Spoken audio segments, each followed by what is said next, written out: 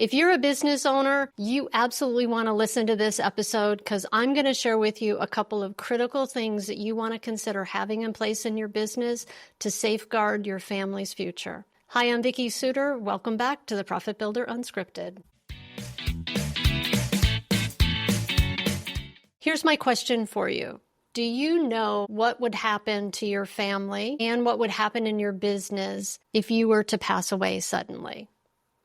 This is a super important question for you to consider, and especially an important question to consider if you're the primary breadwinner in your family. I had a very sad and unfortunate event happen 3 weeks ago where a dear friend and a very longtime client passed away suddenly. And he was the primary breadwinner for his family. And his wife is now working with her husband's partner on figuring out what does the financial future look like for her in terms of the value of the business and how much she gets and just how the business is figuring out and the partner's figuring out how do they fill this gap with this partner. And it's really, and I'm recording this not to share this sad story with you because I will tell you my heart is broken at this loss. He was a good man, an amazing man, and had such great contribution to his community and his family and his friends. But also there's this thing that got revealed about there was no key man life insurance in place for him. And the operating agreement with he and his partner is not super clear and super specific. And they're faced with having to navigate and figure it out. Now, what I know about his partner is it's all going to turn out and it's going to be fine.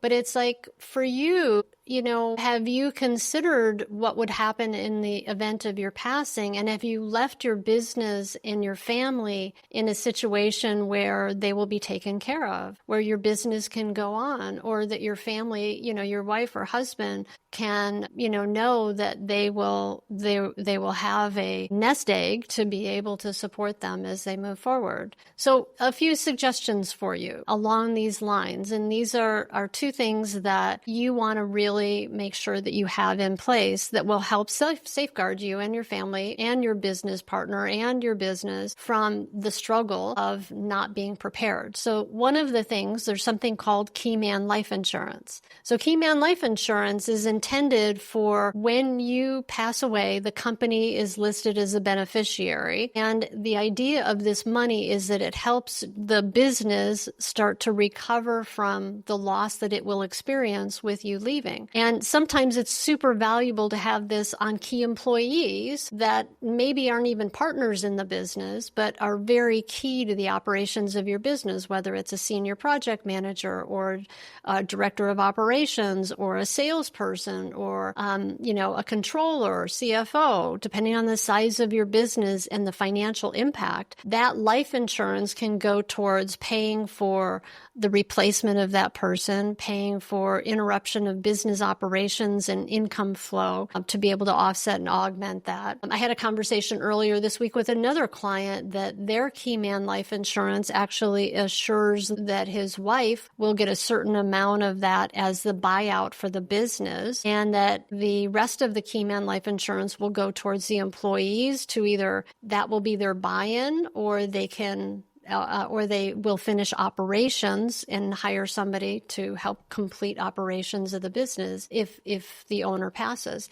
So there's different ways that key man life insurance can look, and I highly encourage you to go talk to your insurance agent and make sure that you have that in place to safeguard you. One of the other things I would highly recommend is that you have, especially if you have a partner, but even this client who I just shared about that has key man life that will accommodate for his wife, he's putting an operating agreement in place that specifically says what he wants done with the business in the event of his passing. Unexpected, obviously, passing. Having an operating agreement isn't about, like, people think, oh, I have corporate papers, I became incorporated, it's all good. Well, it's not. An operating agreement is something completely different that has to do with the operations of your business and has always a clause in there that has to do with, in the event of death, divorce, disengagement, if you get fired from the, one of the partners gets fired from the corporation, right?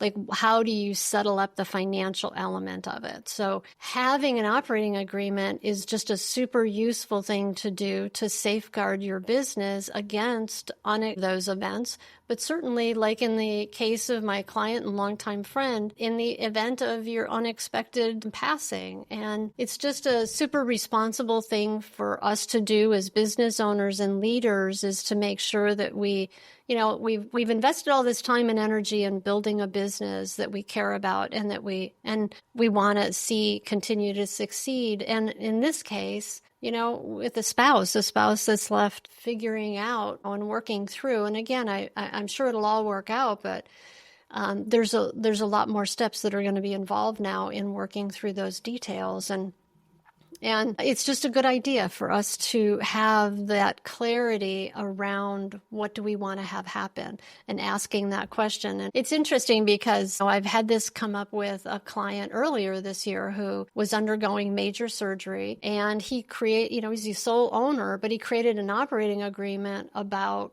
what did he want to have happen in the event that he didn't come out of that surgery?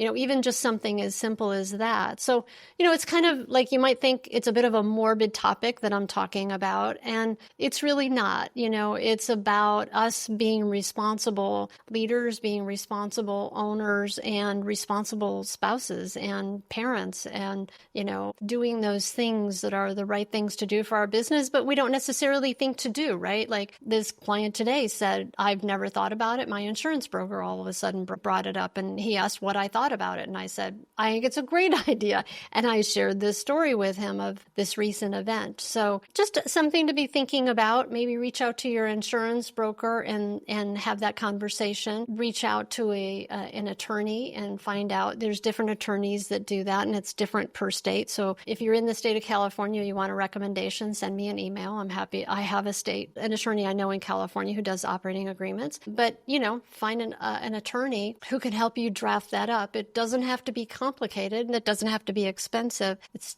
just a really good idea to do it. All right. I hope you found this to be valuable. As always, I appreciate you being part of this community, and I look forward to seeing you next time on the Profit Builder Unscripted.